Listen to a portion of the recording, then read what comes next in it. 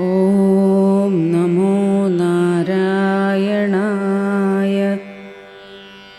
എല്ലാവർക്കും നമസ്കാരം.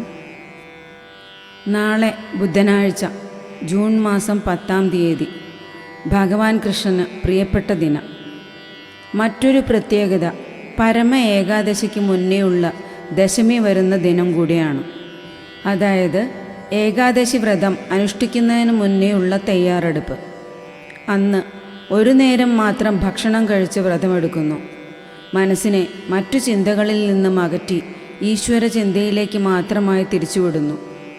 പൂർവജന്മ പാപങ്ങളെ ഇല്ലാതാക്കി സർവ്വ ഐശ്വര്യവും സന്തോഷവും സമാധാനവും ജീവിതത്തിൽ കൈവരിക്കാനാണ് നമ്മൾ ഏകാദശി വ്രതം നോൽക്കുന്നത്.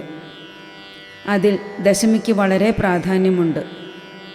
2026 ജൂൺ 10 ബുധനാഴ്ച ഉത്രട്ടാതി, രേവതി എന്നീ നക്ഷത്രങ്ങൾ വരുന്ന ദിനമാണ്.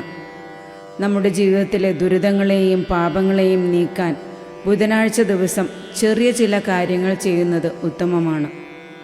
നാളെ കൃഷ്ണപക്ഷ ദശമി തിഥി പുലർച്ചെ 2:35 ആരംഭിച്ച് ജൂൺ 11 പുലർച്ചയ്ക്ക് മുൻപ് 12:58 അവസാനിക്കും. ആത്മീയമായി ഏറെ പ്രാധാന്യമുള്ള ദിനമായതിനാൽ അറിഞ്ഞാചരിച്ചാൽ ഭഗവാന്റെ അനുഗ്രഹം ആവോളം ലഭിക്കും. ദുരിതങ്ങൾ അകലാനും കുടുംബത്തിൽ ഐശ്വര്യമുണ്ടാകാനും പശുവിന് അന്നദാനം നൽകുക. ബുധനാഴ്ച ഭഗവാൻ കൃഷ്ണന് പ്രിയപ്പെട്ട ദിവസമായതിനാൽ ശ്രീകൃഷ്ണ ക്ഷേത്ര ദർശനം നടത്തി ഭഗവാന് നെയ്വിളക്ക് സമർപ്പിക്കുക.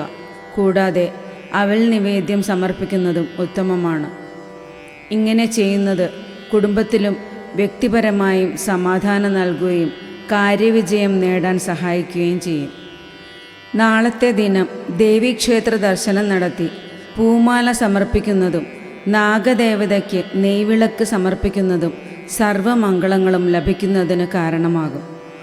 ജൂൺ 11 പരമ ഏകാദശിക്ക് മുന്നോടിയായുള്ള ദശമി ദിനം ബുധനാഴ്ച ഈ പറഞ്ഞ വിധം ഭഗവാൻ കൃഷ്ണനെയും ദേവിയെയും നാഗദൈവങ്ങളെയും പ്രീതിപ്പെടുത്തുന്നത് ജീവിതത്തിൽ സർവമംഗളങ്ങളും ഉണ്ടാകുന്നതിന് കാരണമാകും.